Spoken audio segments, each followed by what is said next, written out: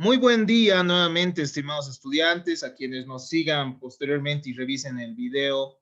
Muy buenas tardes o muy buenas noches, según corresponda. En nuestra última clase nosotros hemos visto cuáles son las características de la culpa.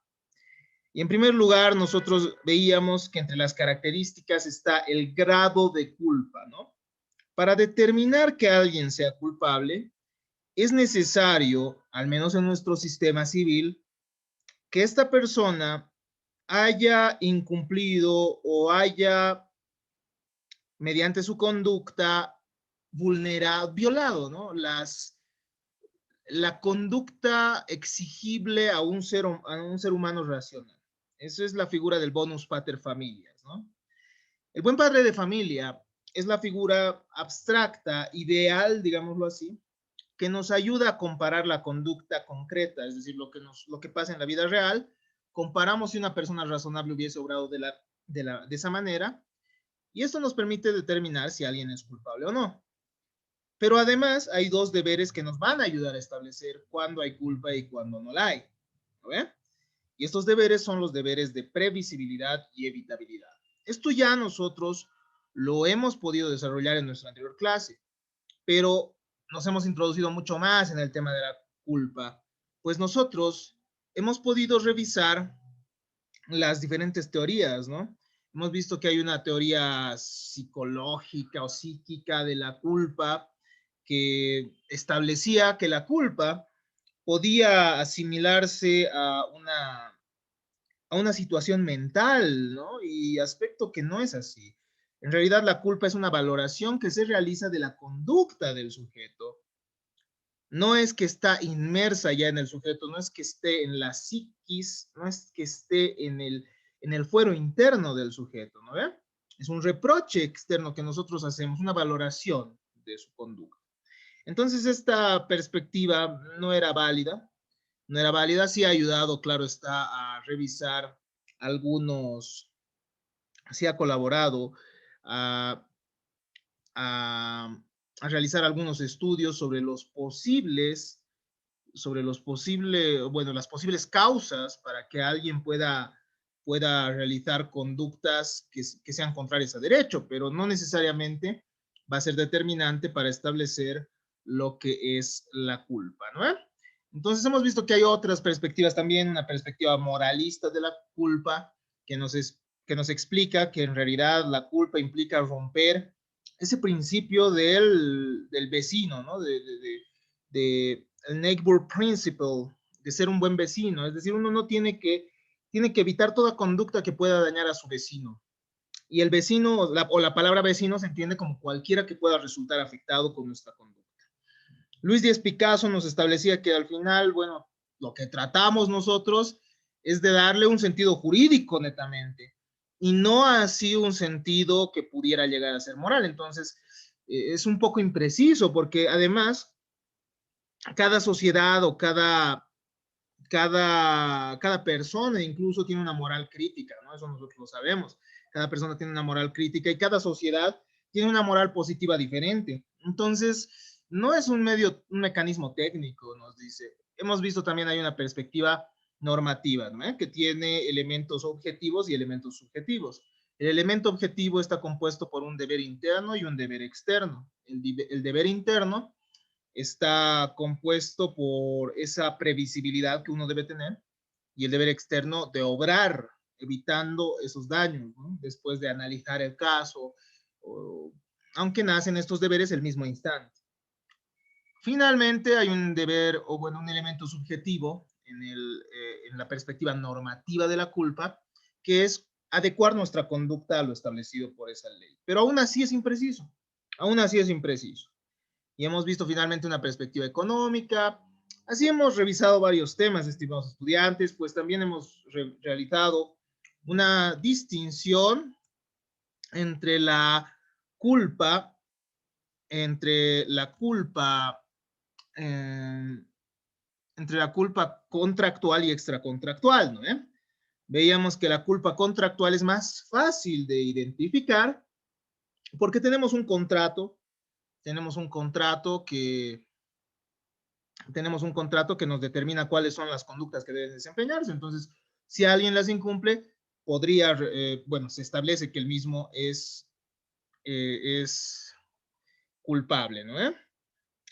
Hemos visto que en la culpa extracontractual, en cambio, la cosa se torna más difícil. Es decir, no podemos reprochar la conducta concreta del sujeto porque no lo conocemos. Muchas veces la responsabilidad surge entre personas que ni se conocen, ¿no?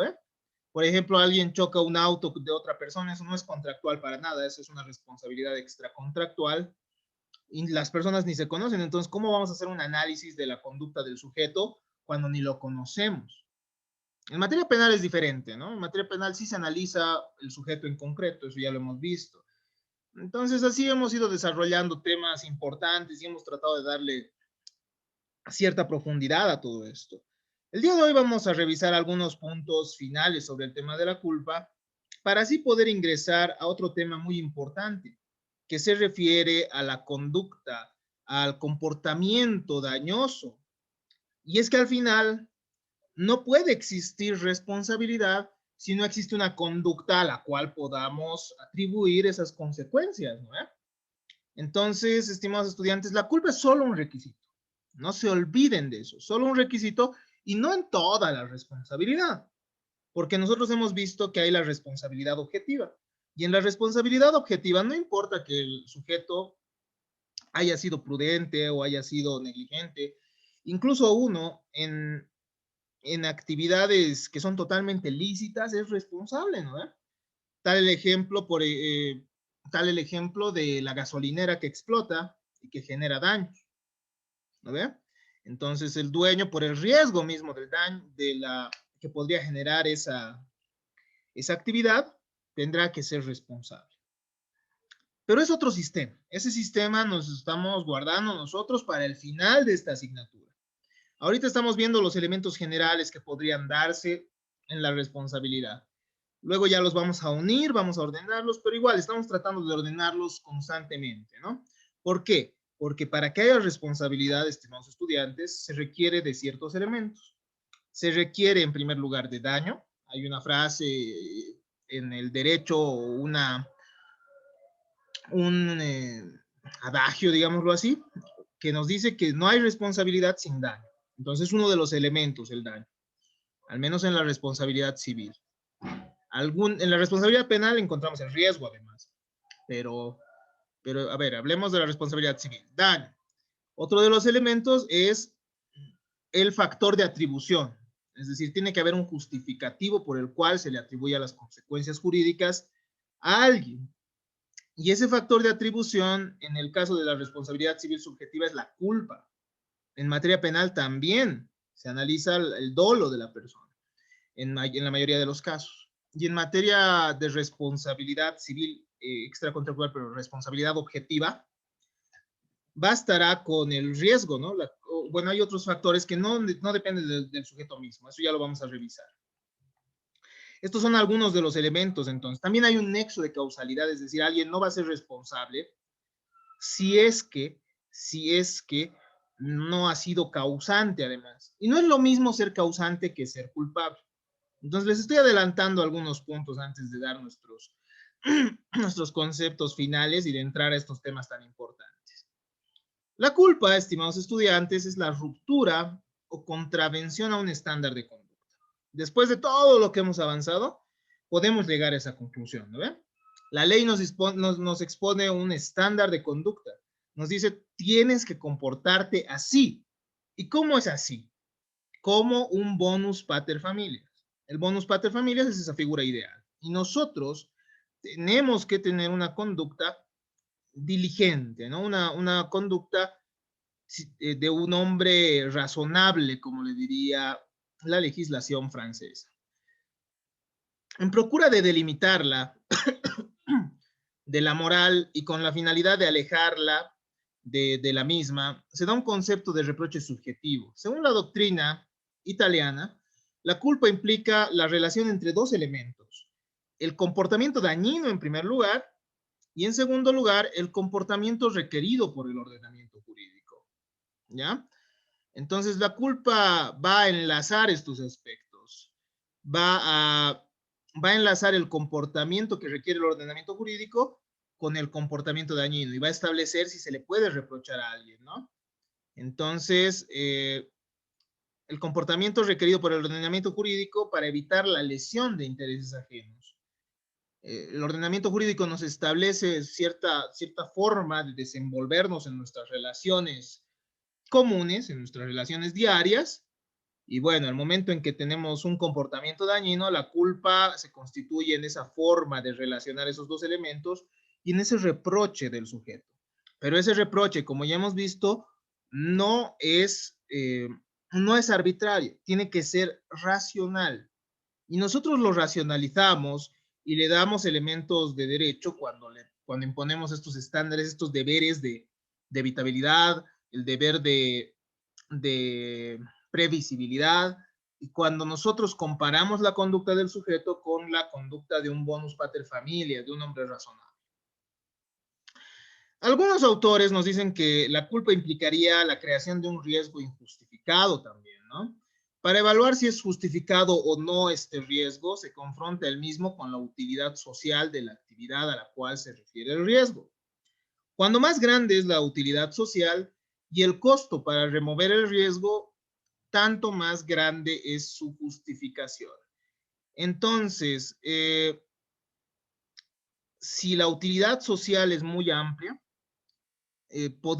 bueno, con estos estándares se puede determinar si es que alguien sería o no culpable.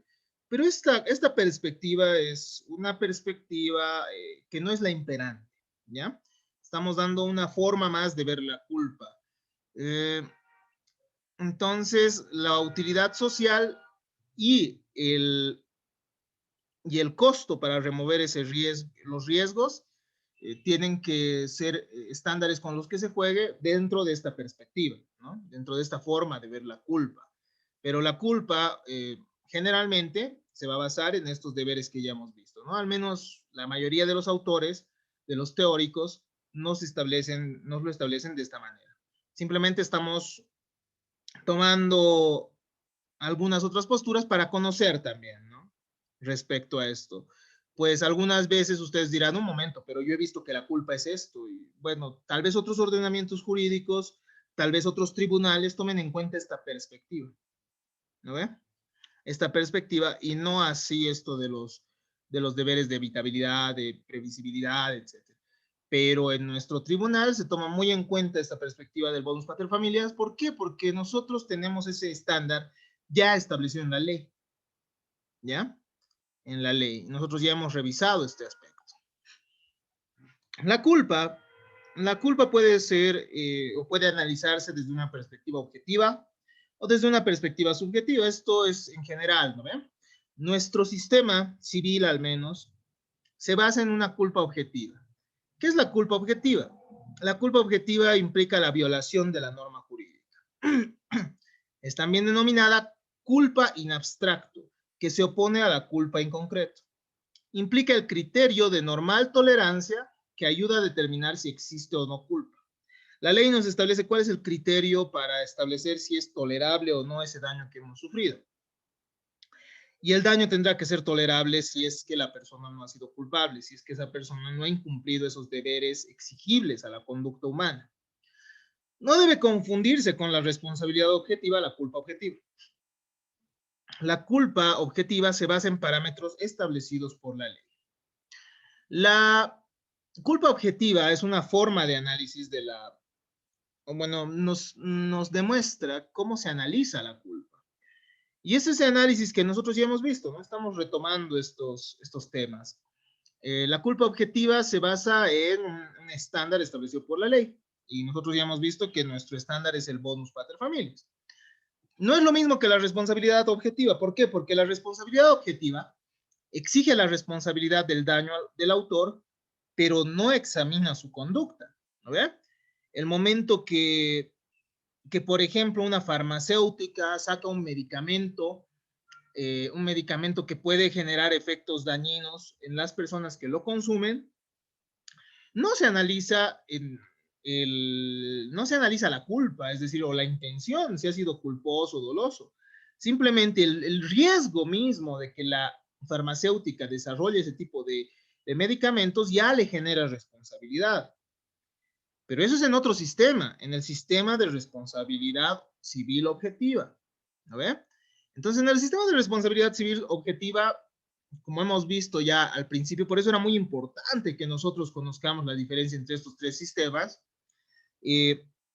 nos basamos en el daño más que nada. Hay una importancia mayor del daño más que de analizar la culpa del sujeto o de analizar su conducta, ¿no ve? La culpa objetiva, por otro lado, estimados estudiantes, está determinada por la posibilidad de un obrar distinto, ¿no ve?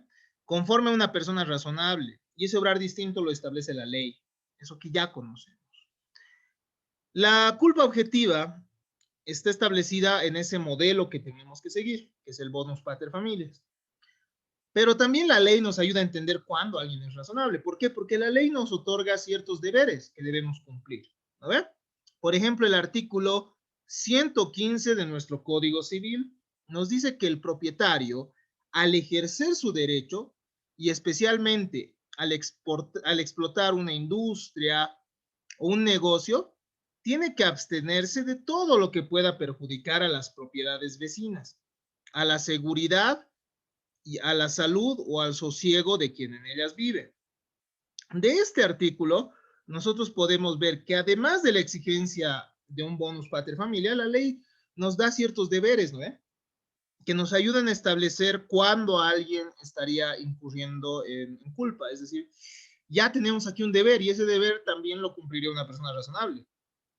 Entonces, la ley nos da, además de ese parámetro del bonus pater familia, siempre ciertas conductas o la exigencia de ciertas conductas cuando nos impone ciertos deberes. La culpa también puede analizarse desde una perspectiva subjetiva o culpa inconcreto. Este no es el sistema que nosotros seguimos en nuestro código civil o en nuestra norma civil. La culpa subjetiva, el análisis subjetivo, se basa en las características personales de la gente, ¿ya? Es decir, del que genera el daño. El comportamiento del portador del hándicap o desventaja se evalúa con referencia al exigible a una persona razonablemente prudente que se encuentre en la misma condición. En la culpa objetiva, como habíamos visto, nosotros tenemos una persona ideal, una persona común y corriente, una persona razonable, y a la persona que genera el daño la comparamos con esa persona razonable. Pero en la culpa subjetiva, nosotros ya no agarramos ese abstracto, ¿no? Nosotros decimos, a ver, analizaremos a la persona.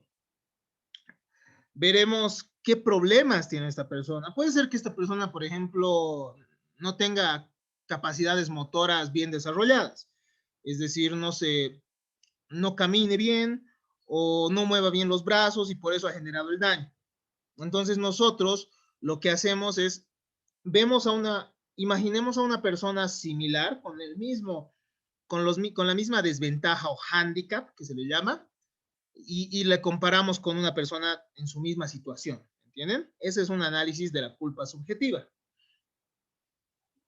Y esto es lo que va a determinar la culpa. Es decir, si una persona en su misma condición hubiese generado el daño, o bueno, no hubiese generado el daño, entonces esta persona es culpable. Y si una persona en su misma condición hubiese generado el daño, no es culpable esta persona, ¿no? Entonces, se excluyen dotes morales, es decir, no se toma en cuenta los aspectos morales o intelectuales, es decir, no se va a tomar en cuenta cuál era la valoración de esta persona, etcétera. No se va a tomar en cuenta cuál era el desarrollo, o bueno, el pensamiento que tenía al momento que desarrollaban. Se le pone en la misma circunstancia que una persona que tenga la misma situación, digamos así. Es también denominada culpa en concreto, pero la culpa en concreto no es una forma, al menos nos establece, por ejemplo, el autor Alberto Luna, que no es la misma, no es aquel sistema que sigue nuestro Código Civil. Nuestro Código Civil se basa en el bonus pater familias, esa figura abstracta, ¿ya? Es decir, que no se realiza un análisis concreto de la persona. En materia penal es diferente, ¿no? En materia penal se analiza al sujeto concreto y se busca establecer qué es lo que pensaba, cuál era la voluntad que él tenía. el momento de desarrollar todas esas actividades o que podrían ser antijurídicas y contrarias a lo establecido por la ley. Entonces, ya llegando a una conclusión, la culpa in abstracto se responde a la siguiente pregunta. ¿Qué habría hecho otra persona en la misma situación? ¿No? ¿Qué habría hecho el bonus pater familias? ¿Qué habría hecho esa persona común y corriente en la misma situación? Se compara entonces con la conducta del tipo abstracto, ese tipo abstracto. Pero en la culpa en concreto se examina el estado espiritual de la gente, se averigua si su conciencia le reprocha algo, nos dicen. No se toma en cuenta, reitero, su moralidad, pero sí se puede llegar a tomar en cuenta si, cómo es lo que él hubiese asumido esto, ¿no? ¿Qué habría hecho otra persona con las mismas desventajas en la misma situación? Eso es lo que nos dice este análisis in concreto, ¿no? Un ejemplo de la culpa en abstracto lo encontramos también en el artículo 302, ¿no ve? En el cumplimiento de la obligación, el deudor debe emplear la diligencia de un buen padre de familia. Nosotros tenemos una obligación genérica, o bueno, un deber genérico de no hacer daño al resto, no hacer daño a los otros. Entonces, también en ese deber tenemos que tener esa diligencia del bonus pater familias. La culpa puede ser de diferentes grados, ¿no? Y ya hemos analizado esto en nuestra anterior clase, veíamos que la culpa grave y la culpa leve ya eran reconocidas por el derecho romano y que posteriormente los postglosadores habrían reconocido la culpa levísima. La culpa grave, ya viendo, a ver, en términos un poco más sencillos que los de la anterior clase y tratando de profundizar más, es el no uso de la diligencia propia de la absoluta mayoría de los hombres, ¿no? Si la mayoría de los hombres hubiese obrado de manera similar, entonces esta persona no es culpable, pero de manera grave, ¿no? No incurre en culpa grave. Pero si la mayoría de los hombres incluso hubiese tenido cuidado en esa situación y esta persona no lo ha tenido, entonces es un grueso error, ¿no? Es una conducta contraria a lo que los hombres hacen normalmente. Un hombre normalmente, por ejemplo, cuando le dejan algo bajo su cuidado, cierra la puerta al menos del lugar donde lo guardan, ¿eh? No sé, del cuarto donde lo guarda. Por ejemplo, te dejan una bici o un automóvil, entonces cualquier hombre cierra bien la puerta, cualquier hombre, pero ya dejar abierta la puerta, eso sería una culpa grave, ¿no? Porque la mayoría hubiese obrado de esa manera, o sea, no hubiese obrado de esa manera, mejor dicho. La culpa leve, que es bueno, la culpa grave, nosotros la podemos encontrar, estimados estudiantes, en nuestro Código Civil Boliviano, ¿ya? Y va a establecer ciertas consecuencias va a establecer ciertas consecuencias según las circunstancias en las cuales se incurra, ¿no? Así nosotros encontramos, por ejemplo, la culpa grave en el artículo 147, parágrafo 2, respecto a una forma de adquirir la propiedad que es la unión o mezcla, que es parte de la accesión. Encontramos el artículo 350, por ejemplo, de nuestro Código Civil, en su numeral 1, establece que nadie puede, mediante un acuerdo previo, deslindarse de la responsabilidad por culpa grave. ¿No ve?